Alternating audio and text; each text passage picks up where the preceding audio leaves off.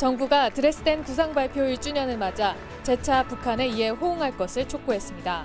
작년 3월 28일 박 대통령의 드레스덴 제안 이후 정부는 북한에 지속적으로 대화를 제안하고 민간 차원의 인도적 지원과 사회문화 교류도 꾸준히 추진해 일부 의미 있는 성과도 거뒀습니다. 국민문화공단에서는 정부가 북한에 억류 중인 우리 국민들의 조속한 석방과 송환을 요구했습니다. 또한 송환되기 전까지 국제규범과 관례에 따라 신변 안전과 편의를 보장하고 변호인이 접견할 수 있도록 협조할 것을 요구했습니다. 홍영표 통일부 장관이 31일 자승 조계종 총무원장, 이영훈 한국기독교 총연합회장, 염수정 추기경 등 종교계 인사들을 차례로 만나 남북 관계에 대해 논의했습니다. 신임 인사차 방문한 홍 장관은 의견을 청취하고 남북 간 신뢰 구축에 종교계의 기여를 부탁했습니다. 안녕하십니까. 4월 첫째 주 유니뉴스입니다. 한 주간 통일 관련 활동 소식 알아보겠습니다. 통일 시대를 대비한 문제의 논의로 자주 대두되고 있는 것이 북한의 산림복구 사업인데요. 실제 북한의 산림 실태는 어느 정도일까요? 우리 위성을 통해 남북한의 산림 현황을 한눈에 비교해 볼 수 있는 영상 자료가 공개됐습니다. 김다희 기자가 전해드립니다. 산림청 한국임업진흥원에서 오는 4월 5일 식목일을 맞아 공개한 2015년 남북한의 숲 위성 영상 자료입니다. 실제 사진은 2014년 가을에 촬영되었는데요. 우리의 첫 번째 정지궤도 위성인 천리안에서 찍었습니다. 저희가 천리안 위성 영상을 분석을 해서 산림지역과 산림이 아닌 지역을 구분해 놓은 그림이 되겠습니다. 지금 녹색으로 표시한 지역이 산림으로 덮여 있는 지역이 되겠고, 녹색이 아닌 연한색으로 되어 있는 부분들이 비산림 지역이 되겠습니다. 남한 지역은 영토의 대부분이 울창한 산림이 둘러싸여 있습니다.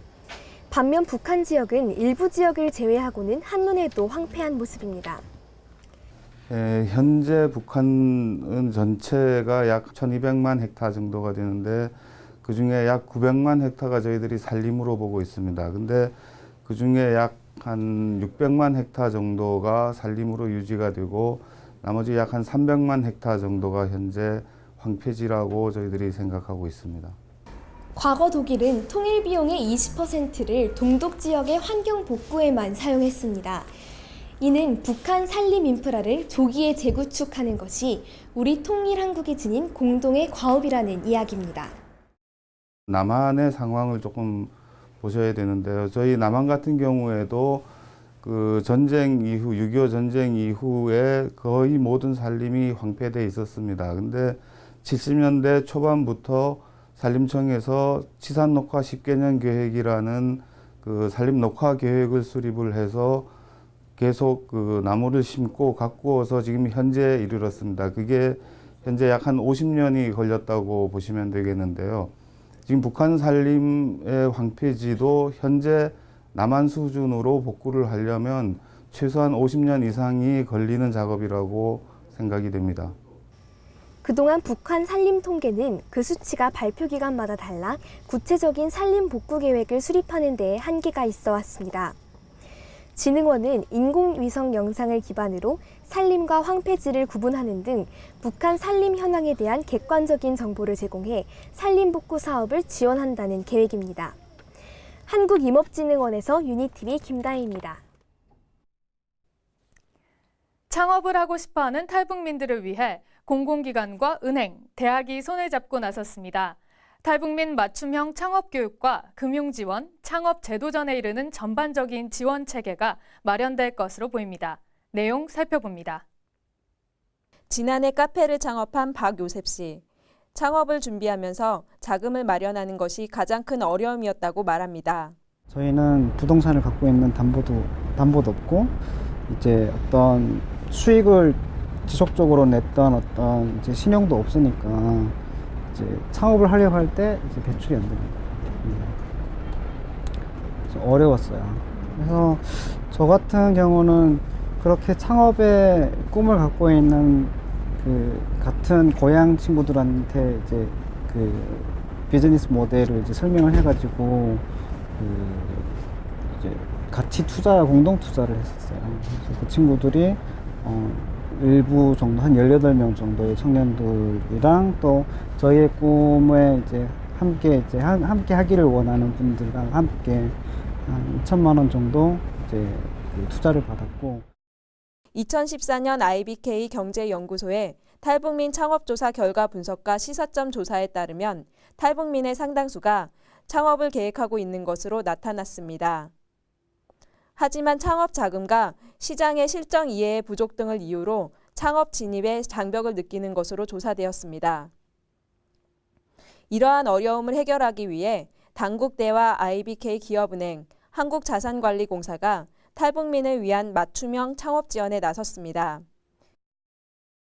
저희 학교에서는 이 탈북자를 대상으로 한 창업 교육 그리고 교육에서 끝나면 되지 않지 않습니까? 인큐베이팅을 제공을 하려고 하고 있습니다. 저희는 교육과 인큐베이팅, 기업은행 같은 경우에는 그러면 교육한 이후에 창업자들이 끝나면 안 되지 않습니까? 그렇기 때문에 그분들은 기업은행에서는 탈북자 전용 펀드를 만들어 가지고 벌써 만들었죠. 만들어서 그분들한테 시드머니를 지급해 주는.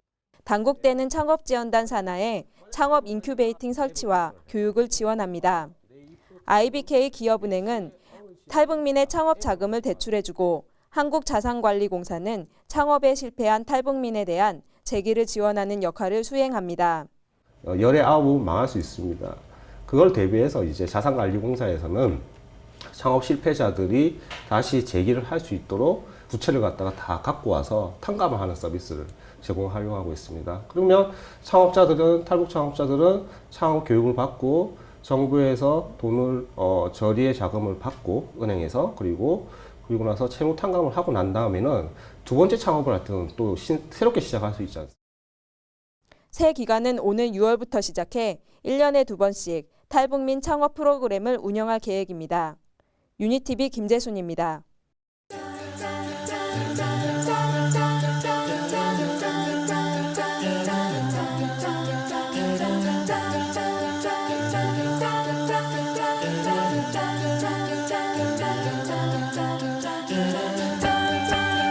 Just a small town girl living in a lonely world. She took the midnight train going anywhere. 오늘 준비한 소식은 여기까지입니다. 4월 첫째 주 유니뉴스를 마칩니다. 시청해주신 여러분 고맙습니다.